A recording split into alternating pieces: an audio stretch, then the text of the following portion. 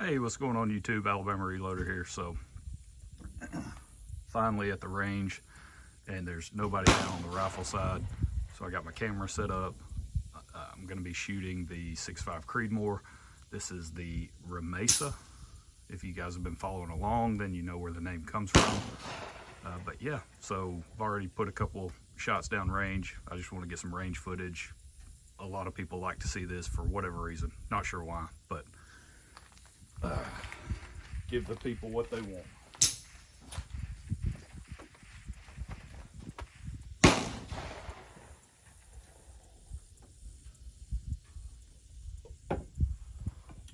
Cup of coffee. This is the Sierra 130 grain Hollow Point Game King load. Again, 6.5 Creedmoor using Lapua brass, CCI 450 small rifle Magnum primers. And this is actually with Midwest Powder's MP 590, which is a Reloader 17 equivalent powder.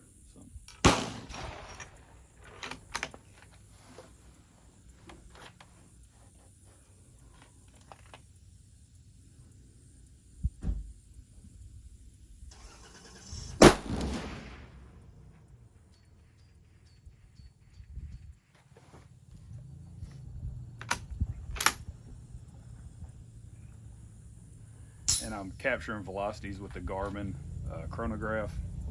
Huge fan of that chronograph. I used to have, or I still have, the Magneto Speed Sporter.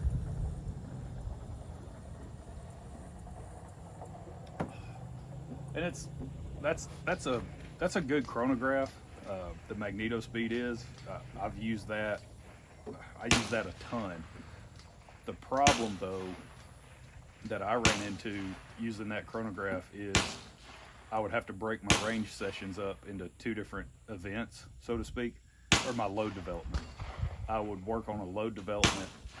I would try to get some velocity data, some generalized velocity data, and then I would switch over to trying to find a load that shot extremely well, and then go back and get velocity data, because once you put the Magneto Speed on the end of your barrel, it changes the point of impact. It can affect the harmonics, or it will affect the harmonics of this overall system, which can change how the rifle shoots.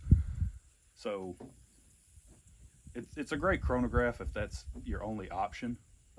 But this Garmin and the other similar chronographs that have since come out, or even like the Lab Radar, or the Athlon chronograph, or the Caldwell radar chronograph that they came out with, all of them do an amazing job at allowing you to both shoot groups and collect your velocity data at the same time, which is the best of both worlds. So I just happened to jump on the Garmin pretty quick, not long after it came out. So otherwise I'd probably go with the Athlon.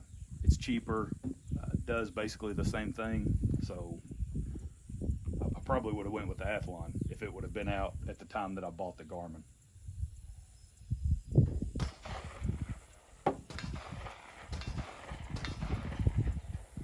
So looks like I spoke too soon.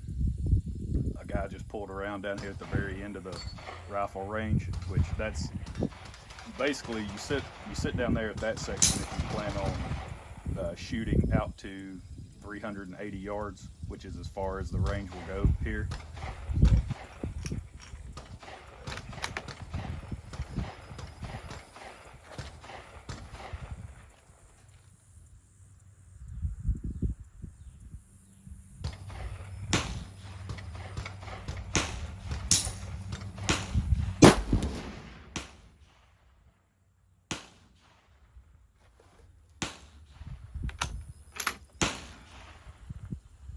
And right now, I doubt you guys can see the chronograph, or at least the numbers on the chronograph. I don't know, you might be able to. Have to go back and watch the video. Through 4 shots, I'm averaging 28.34 on the velocity. Again, this is 130 grain bullet, 6.5 Creedmoor, so you can pump up the velocities a little bit depending on the powder that you choose. I don't have Reloader 26, not sure of anyone that does anymore, but that's a very, very good velocity powder in 6.5 Creedmoor. It's looking like Midwest Powder's MP590 is a very good option as well. So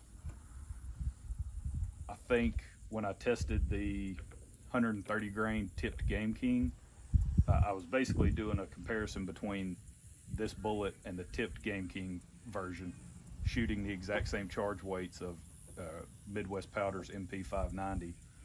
And I believe, I don't have my notebook with me, but I believe I got up just over 2,900 feet per second with the tipped version.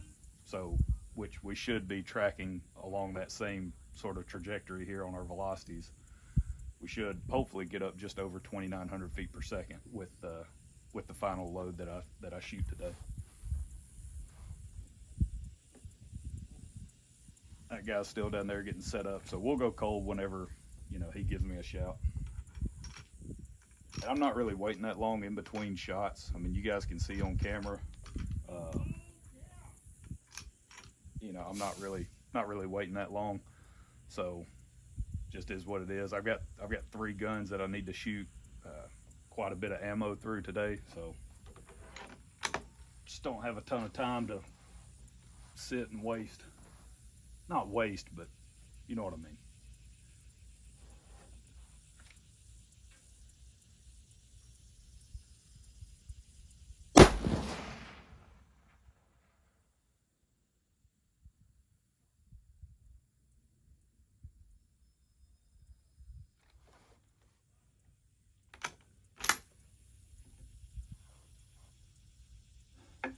All right, so with that 5th shot, our slowest was 28.26. Our fastest was 28.50. We got an average of 28.35.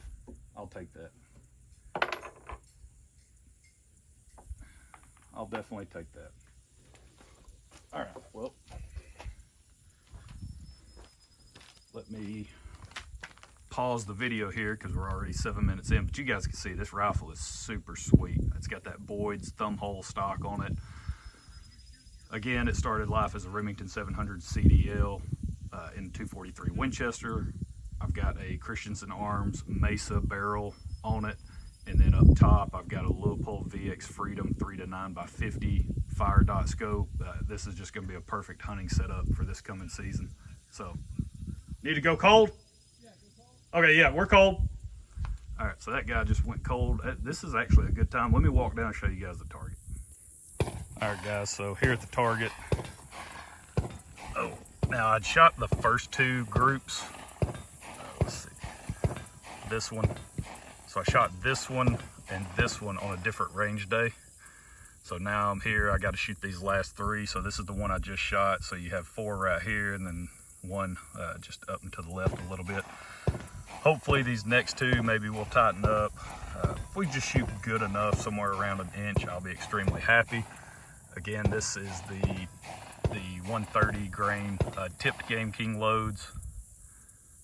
So you can see shot pretty well, 0.860, 0.669, 0.995, and then it opened up 1.550, and then kind of tightened up a little bit back down to 1.177. So we'll see how these hollow point versions do, but all right, let's, I think he's got one of his targets already set up, so let's get back to the bench. I'm gonna shoot my other rifles. I'll shoot those off camera. This is only really gonna be about the 6.5 Creedmoor and finishing out this, these groups. So you guys stay tuned. Probably what I'll do, I'll film my next 5-shot group. I'll probably just have 2 5-shot groups worth of range footage, and then we'll head back to the house and go over the results at the end. So you guys stick around.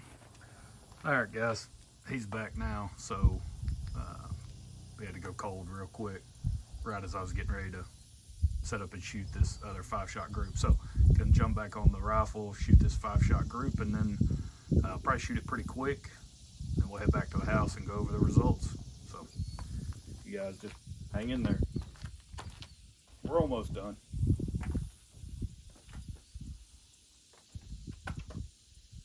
Good to go hot? Got the thumbs up.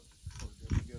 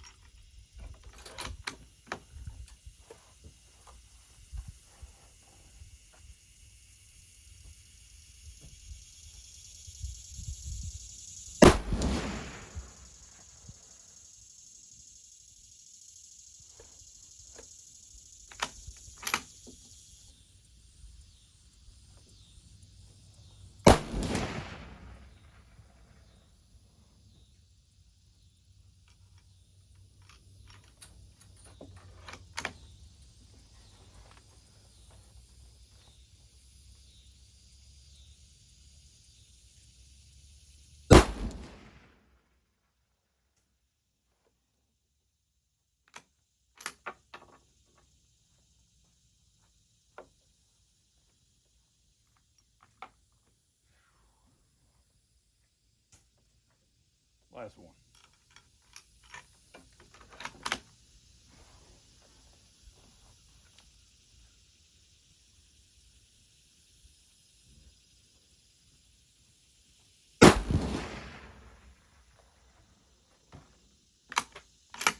All right.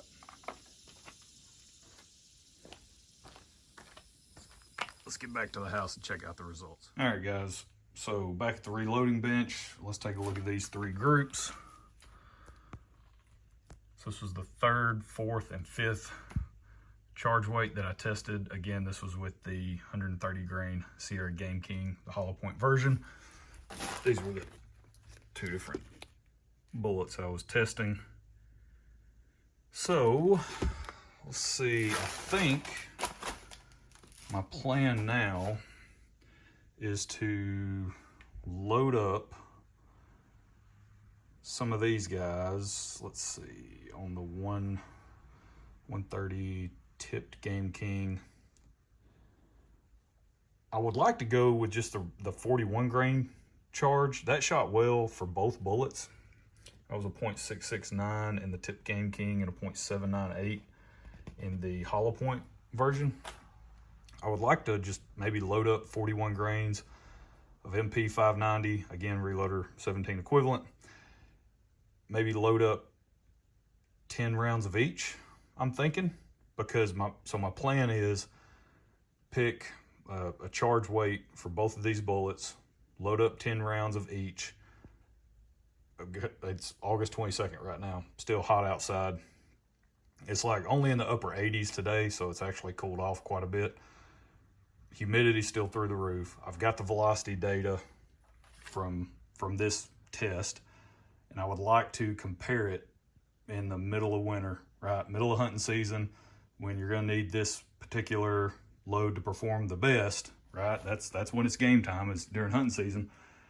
Go out, shoot 5 more of each bullet, of each load, and get the velocity data and circle back and compare it to the results that we got today. Again, August 22nd, pretty warm. And then see how it does. On the 41 grain charge for both of these bullets, see right there, 28.21 for the hollow point, 28.10 for the tipped Game King. So just above 2,800 feet per second. Again, that gave us a good group out of both, with both bullets. Now you can see sort of the rest of the data. So I shot these 2 and these 5 all in the same day. I had to come back and shoot these 3 on a different range session, but you can see, so you know, the velocity numbers here, 2835, Steve 9, extreme spread 24.8. There was the group size 1.290, and kind of how the velocity numbers compare between the two.